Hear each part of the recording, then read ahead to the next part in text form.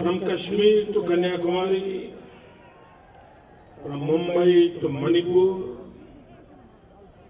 everywhere the mood is upbeat. I can see that people have decided they are going to give a clear mandate in this 2014 election. The country wants a decisive government. The real Bhagya Vidhata of Bharat are our voters. Do not want to take any chance this time. They are fed up with the situation. Exactly after 1 month, on 16th May, the nation is going to win. We will all win together. We will defeat the forces which have ruined our country. We will defeat the forces that have cheated you. We will win over a party that feels this nation is their personal property. We will win over a family that takes everybody for granted, from the PM to the farmer. सत्ता दल को पराजित करने के लिए, to defeat ruling party, opposition party used to come together. वो strategy बनाते थे, सत्ता में बैठे उनको हराने के लिए कोशिश करते थे। लेकिन ये पहला चुनाव अलग है। It's altogether different type of election. इस चुनाव में पहली बार जो सत्ता दल में है, जो सरकार में है, वो और दलों से गठबंधन करके 1 point program, only one goal, one mission, one agenda. क्या कुछ भी करो, इस चुनाव में मोदी को रोको, मोदी रोको, और कोई काम नहीं। सितंबर में भारतीय जनता पार्टी ने मुझे प्रधानमंत्री पद के लिए घोषित किया। तब से लेकर के मेरे दिमाग में चलता रहता है कि बेरोजगारी का समस्या का हल क्या हो, लोगों को पीने का पानी नहीं मिल रहा है, समस्या का हल क्या हो, लोगों को बिजली नहीं मिल रही है, समस्या का हल क्या हो, नौजवानों को रोजगार नहीं मिल रहा है, समस्या का हल क्या हो। मैं 24 घंटे round the clock I'm thinking, I'm talking, I'm studying. What is the solution of this problem? I'm busy with this activity. लेकिन हमारे विरोधी क्या कर रहे हैं? मोदी समस्याओं का हल ढूंढ रहा है और वे लोग मोदी का हल ढूंढ रहे हैं। सामान्य रूप से पॉलिटिकल पार्टी चुनाव में अपना मैनिफेस्टो लेकर के आते हैं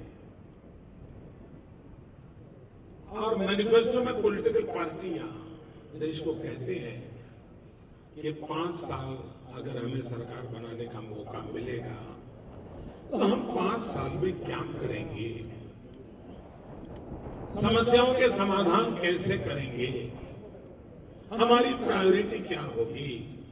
ये आमतौर पर हिंदुस्तान में पॉलिटिकल पार्टियों की मैनिफेस्टो में लिखने की परंपरा है। But if you read the national manifesto of CPIM, what do they promise? Their major promise is Modi Roko. If you see into the CPIM manifesto, they are so obsessed with Modi. Modi's name occurs more in that manifesto than in BJP's manifesto. भाइयों बहनों, इस चुनाव में Congress party और UPA इतने डर गए हैं कि वो दिन रात कुछ भी करो, मोदी को रोको। क्यों? उनको पता है एक बार अगर मोदी दिल्ली में बैठ गया तो 16 मई के बाद उनकी जगह कहां होगी, इसके कारण वो कांप रहे हैं। इलेक्शन ये डेमोक्रेसी का it's the biggest festival. It's a duty of each and every political party, each and every political leader to go to the people, educate them, inform them, clarify your position. This is the duty of each and every political party during the election. There must be a serious debate in election. If we are going to talk in Tamil Nadu, we have to seriously discuss about the power sector, water sector, employment. Serious debate is required. But I am sorry to say, शाहजादे जी वे गंभीर चर्चा नहीं कर पा रहे हैं। उनका बालक मन, उम्र तो बड़ी हुई है लेकिन मन बालक का है, और इसलिए कभी गुब्बारे कभी टॉफी, कभी गुब्बारे कभी टॉफी, इसी में खोए रहते हैं। शाहजादे जी इतने फ्रस्ट्रेशन आ गया है कांग्रेस में, और वो भी 60 साल की उनकी विरासत लूट रही है, इसकी चिंता में है। और इसलिए उनकी खुद की दिल्ली की सरकार जो आंकड़े देती है, जो facts and figure government of India देती है, उसको भी वो खुद की सरकार को भी मानने के लिए तैयार नहीं। इतना फ्रस्ट्रेशन कांग्रेस नेता में दिखाई दे रहा है। भारत सरकार एक कहती है, शहजादे जी दूसरा कह रहे हैं। वो कहते हैं कि मोदी तो बड़े बड़े उद्योग गृहों का ही सोचते हैं। मैं जरा शहजादे जी को गवर्नमेंट ऑफ इंडिया के रिकॉर्ड आज बताना चाहता हूं। For your kind information, as per government of India records, in 2012, growth of MSME, small scale and medium scale industries, at all India level was 19%.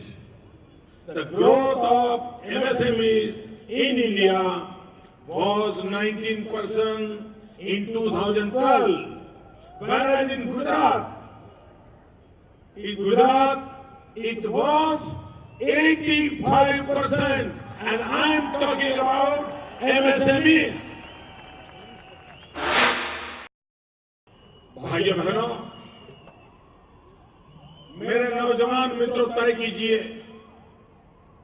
अगर दिल्ली में ऐसी सरकार रही तो आपका कोई भविष्य है?